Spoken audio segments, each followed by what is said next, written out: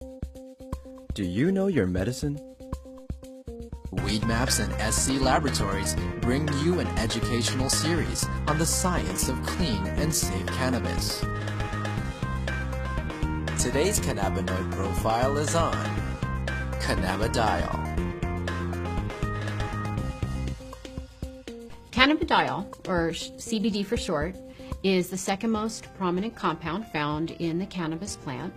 A lot of the medical benefits of cannabis that are attributed to THC or the other cannabinoids are actually due to the CBD content of the cannabis. It has very strong anti-inflammatory properties.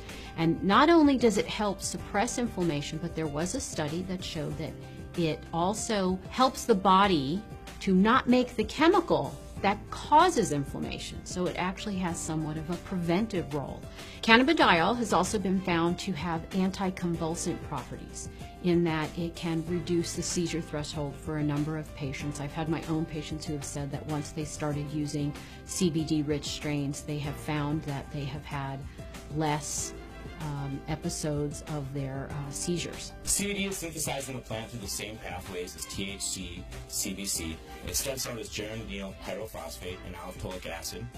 Those two compounds join together through an enzyme-catalyzed reaction. Cannabidiolic acid, CBGA, is the starting material for CBDA, THCA, and CBCA. So CBDA synthase, if it's found in large enough amounts, will take this cannabidiolic acid and make it into cannabidiol carboxylic acid, which is CBDA. CBDA is CBD with a carboxylic acid attached to it. Now, with heat or through time, this carboxylic acid will naturally release from the compound, as it's very unstable, and become CBD. This process right here, where we lose this carboxylic acid, happens at about 80 degrees Celsius. A number of studies were done where they actually gave patients an overdose of THC to see what would happen when they then added CBD. And CBD completely turned around the negative effects of an overdose of THC without changing the levels of THC in the blood. So that means that CBD exerts its own medicinal, just doesn't reverse THC, it actually has its own medicinal properties. CBD has been found to cause cancer cells to what we call commit suicide while preserving the normal cells. And what appears to happen is it appears to bind to the receptors on the cancer cells, which then induce the cancer cell to kill itself. Cannabidiol has also been found to be what we call biphasic in terms of sleep. So at low doses, it's what we call alerting. It kind of keeps you awake. At higher doses, it can be very sedating and cause you to sleep. But what's nice about that is you can control whether or not you are alert or you're feeling tired. When I started testing cannabis about 2 or 3 years ago, we saw virtually no high CBD plants. Almost every plant we tested was high in THC, anywhere from 10% to 20% THC, with some outliers on either end.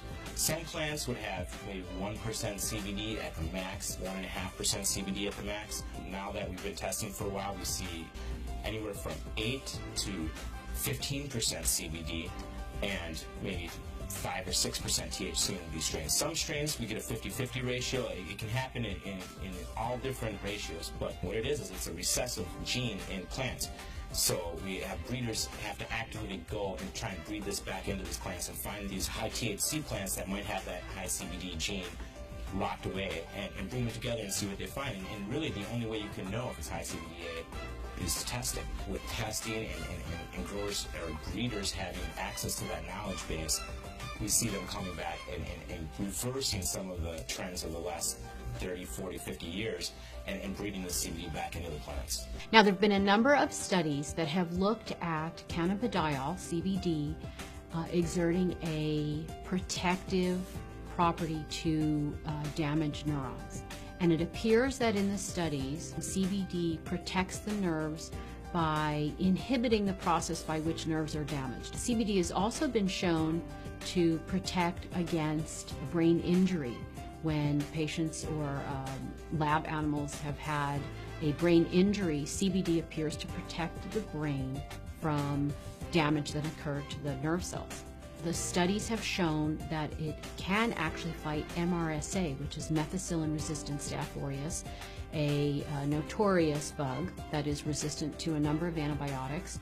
A topical application of cannabis was able to fight the infection, and the MRSA was eradicated from that infection site.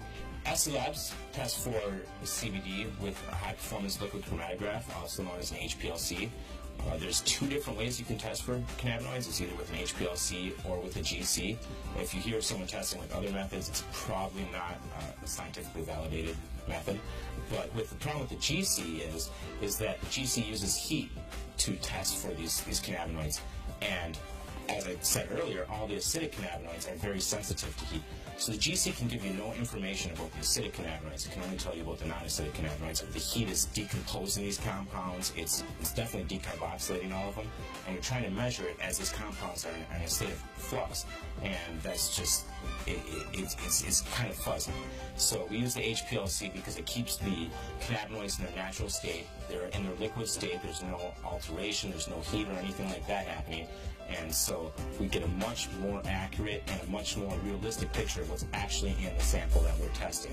One of the important things for people to understand about cannabidiol is it is not psychoactive. That means it does not change your mood, your mentation, the way that THC has psychoactive properties and can actually cause what we call the high. CBD does not do that. For patients who are not interested in the THC effect but are interested in the CBD effect, this is a terrific choice for them to have.